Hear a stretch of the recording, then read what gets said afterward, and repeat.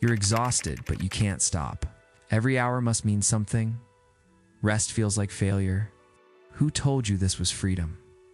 You wake up tired. Not because you didn't sleep, because rest no longer rests you. There's a to-do list already screaming in your head. A whisper in your ear? You could do more. The soft glow of your phone offers no comfort, only expectations. Another habit to track. Another metric to beat. Another version of yourself to upgrade. But you're not lazy. You're not broken. You are, in the haunting words of philosopher Byung-Chul Han, burning out under the weight of your own freedom. But how did this happen? How did self-improvement become self-destruction? How did living your best life start feeling like a slow death?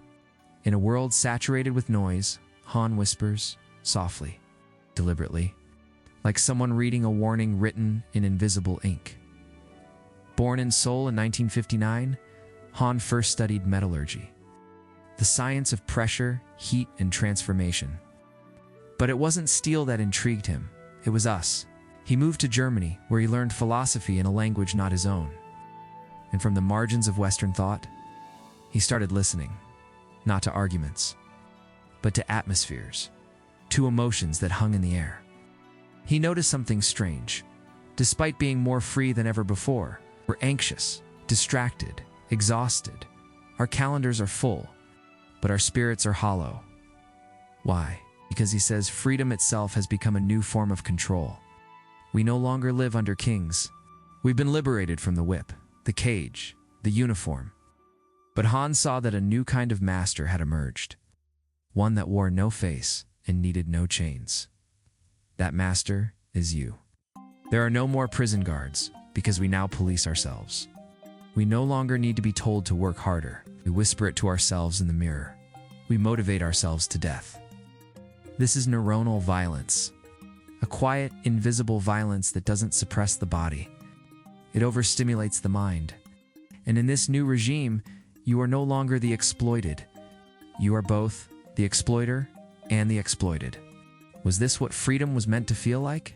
Once power came from above, from kings, priests, laws, gods. It ordered you, disciplined you, controlled your body. But now, power seduces you.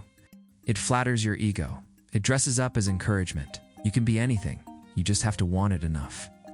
We've shifted, Han says, from the disciplinary society to the achievement society, from you must to you can, from orders to options. But more choice doesn't always mean more freedom. Because now, failure is your fault. You had the tools, you had the apps, you had the mindset. So what's your excuse? The whip has become a whisper. It sounds a lot like positivity.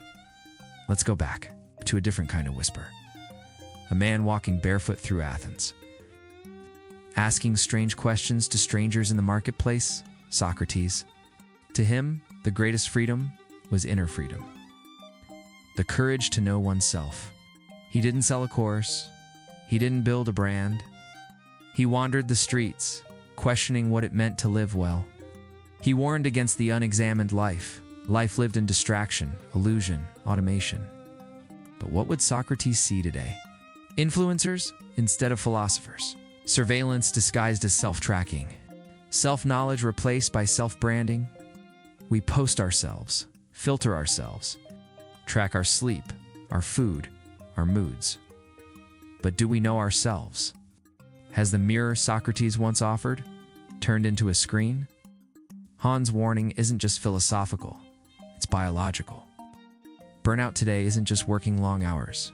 It's the inability to shut down, to go offline, to just be.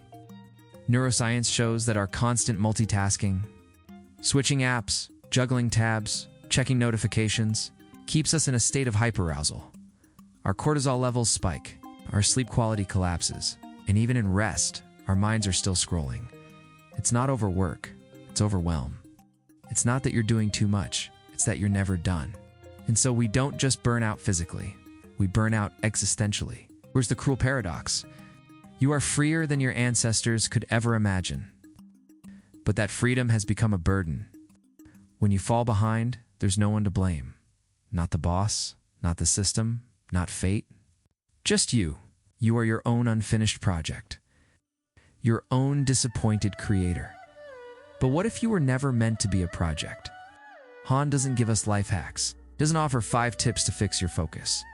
He invites us into silence, into refusal. Real freedom, he says, is not found in doing more. It's found in saying no. To the algorithm, to the pressure, to the noise. Stillness isn't laziness, it's resistance. Slowness isn't weakness, it's sovereignty. To do nothing with presence is not to waste time, but to reclaim it. Byung-Chul Han doesn't want to save your productivity. He wants to rescue your soul, wants to reveal the invisible prison. A society that tells you to be free, but never to stop performing. But also to remind you, you are not a machine. You are not a brand. You are not a project. You are a being. And being is enough. In the beginning, we said, you are exhausted. You can't stop. Now, Han asks, what if you stopped anyway? What if rest was not indulgence, but a rebellion? Because maybe life doesn't bloom in the hustle, but in the hush. Not in your next version, but in the stillness of who you already are. If you've felt this exhaustion, this invisible pressure, know this, you're not lazy, you're not broken, you're waking up. Let Han's quiet philosophy guide you deeper. Watch the full series. Subscribe for more whispered wisdom. And maybe, just for a moment, do nothing. Just be.